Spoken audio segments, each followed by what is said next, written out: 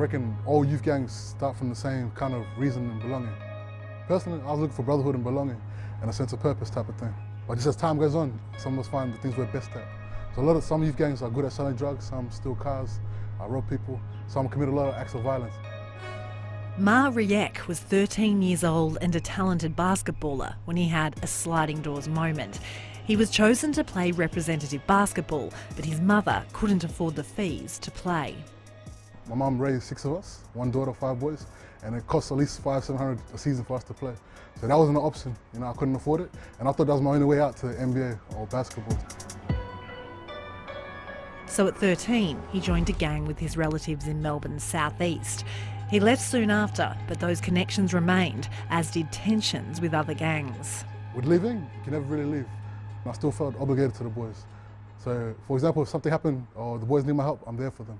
And that unfortunately puts me at risk of being imprisoned or killed. That changed when 2 boys were attacked and killed in Melbourne's west in September.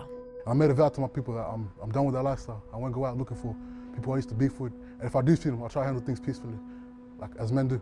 What was it specifically about the murders of Dow and Chol that really flicked something in you? The innocence, innocence of the kids of Dow and Chol. The deaths of 15-year-old Dow Akweng and 12-year-old Chol Achek in Melbourne's west shocked Australia. The impact rippling as far as South Sudan. The Melton area has become the epicentre of the state's deadly knife violence. Dow, Chol and 3 other teenagers from there have been killed in the past 2.5 years. Police say Dow and Chol were not in a gang, but their deaths followed escalating rivalries between 2 gangs in the area, marked by a string of violent events and home invasions. We're not feeling safe, we're feeling worried. Now we don't sleep. Since their deaths, people in Melton's South Sudanese community, like Mary, are terrified.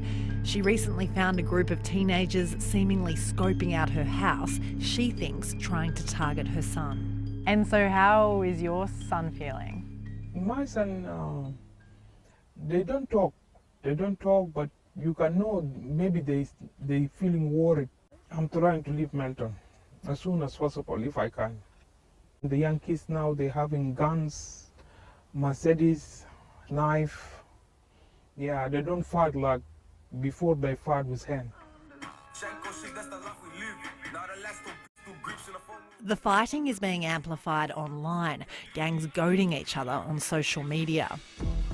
The gangs aren't just targeting each other. Victoria is in the grip of a youth crime wave. Crimes against people committed by children, which includes assault, are up nearly 8% on the last financial year.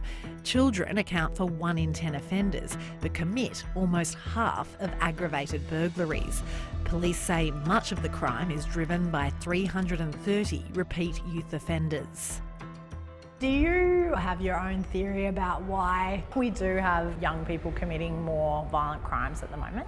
It's from home. Yeah, it's the connection from home.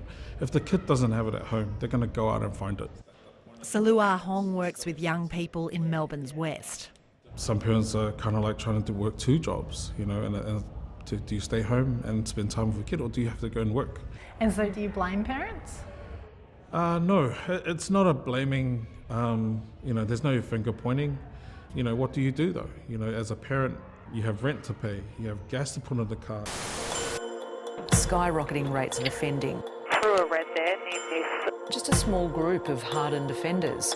Beyond 75,000 arrests. As pressure mounts, the government has been talking tough on youth crime. The toughest bail laws in the country. Banning machetes, strengthening bail laws and targeting repeat offenders. Around, down, later. While the crime crisis plays out, here it's about keeping kids engaged. But that's become harder for several crime prevention programs after the government cut some of their funding 2 years ago. So that cut came at a time when we're being told we're in the middle of a youth crime crisis. So that was not helpful. Was it because it wasn't working?